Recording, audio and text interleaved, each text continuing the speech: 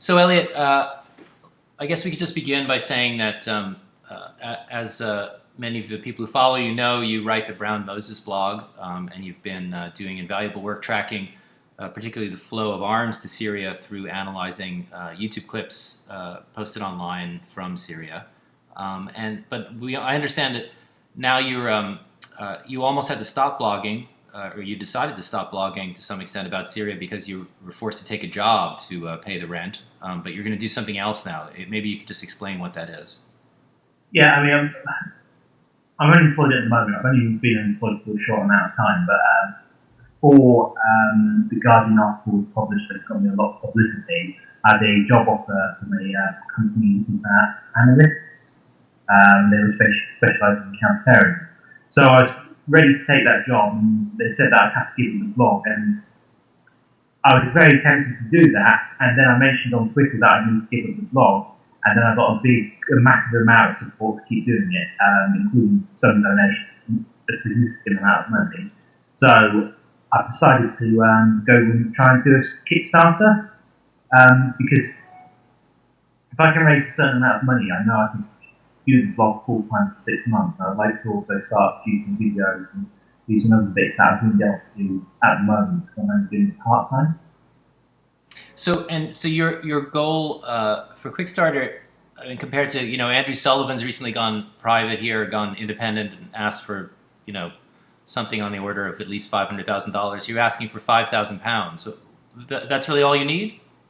Well, it's enough to keep me sort of with a roof over my head for the next 6 months, along with the other money I've been donating so far. But the more money I raise, the more I could actually do. One thing I'd really, really like to do if I've got a really large amount of money is start translating all my blog posts into Arabic, because I know people who are big translators and they're interested in the conflict, but obviously I can't ask them to do a huge amount of work for free because they're professional translators. But I think it would be very interesting to translate my blog posts, because I know there's quite a lot of stuff that I post about that's never reported in Arabic.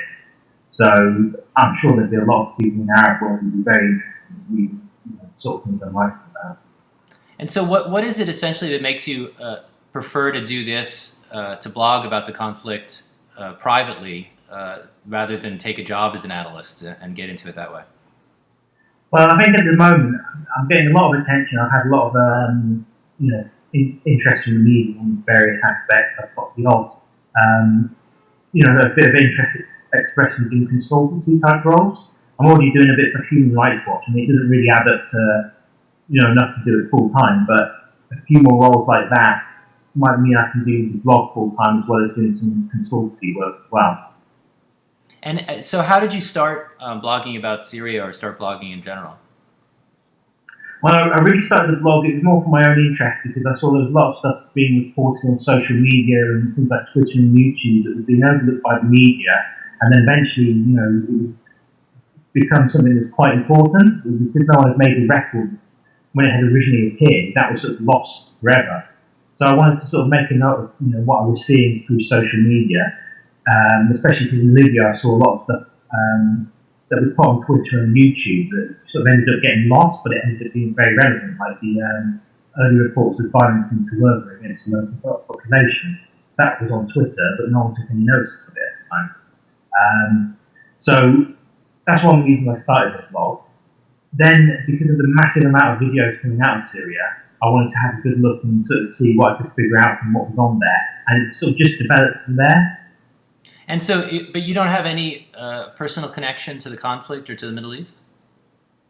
No, it's just something I've had interest in, and then it just sort of, it seemed like I was really the only person doing what I was doing, so I just started doing it more and trying to do it as well as I could. And I've seen quite a lot of media coverage about you recently, but I suppose for readers who don't know that much about you, so you're completely working from your home. You're not working for pay in any way, and you're just doing this out of interest. Is that right? Yeah, that's right. And what is your professional background? My professional background is the last 10 years I've been working in various administration and financial roles. So you don't have any video background either? No, I mean, the only real experience I've got with the media is that, when I was a younger man, back when I was 16 to 20, I was doing media studies, but that's pretty much all the experience I've got. Okay, great. And so the Kickstarter, you're about to launch it, is that right? Yeah, I've just completed the video and it's about ready to go. We just have to get it approved by Kickstarter. Terrific. And where are you again? Can you tell us where you are in England? I'm in Leicester, England. All right. And so in the course of doing this, do you feel like it's somewhat removed watching this from afar? But do you feel like that the conflict has become actually a part of your life because you're studying it so closely? I think now I've got more attention and I get quoted a lot in the press and I have a lot of people talking to me, journalists and actors to me about what I've seen. It's sort of become, I feel like it's almost a duty to do it now because if I stop doing it, there's not going to be anyone else who can pick up the slack in the same way. I've seen a lot of, there's other good blogs that look at Syria. There's the EA World View and there's the Rogue Adventurer blog, but they don't really look at it in quite the same way I do. So I think if I stop blogging, then there will be a pretty big gap in what's being reported on Syria. And you've done a lot of work specifically on arms. What is it that makes that interesting to you in particular? I mean, one of the reasons I started doing arms was I was looking at the opposition and I was wondering what weapons they were using, and I couldn't find anything anywhere that was talking about weapons they actually had. So I basically started collecting information about that, and then I was approached by a foreign policy magazine to write an article. So one of the first articles I wrote for them was it was basically just a study of what weapons were being used, video showing exactly what they had. And then as the conflict went on, the Syrian opposition got more and more weapons, they captured more stuff, and that was quite essential to the sort of progression of the conflict. They got man-pad, which meant they could counter Assad's air power, that meant they could use artillery and tanks, that meant more bases being attacked and put under siege. And then on the side of the Syrian military, you started seeing them using bombs, and they were using different kinds of bombs, and they had these constant escalations in the conflict. So those two elements, I mean, they're quite something that's quite easy to look at on YouTube videos because it's pretty hard to fake them off. So all about it's not like when you have someone with a bandage on their head and they're saying, "Oh, you have like a weapon." You can't verify things like that. But we need to tend the same kind of bombs from various areas. We've got a good idea of an escalation of conflict. Okay, well, thanks very much.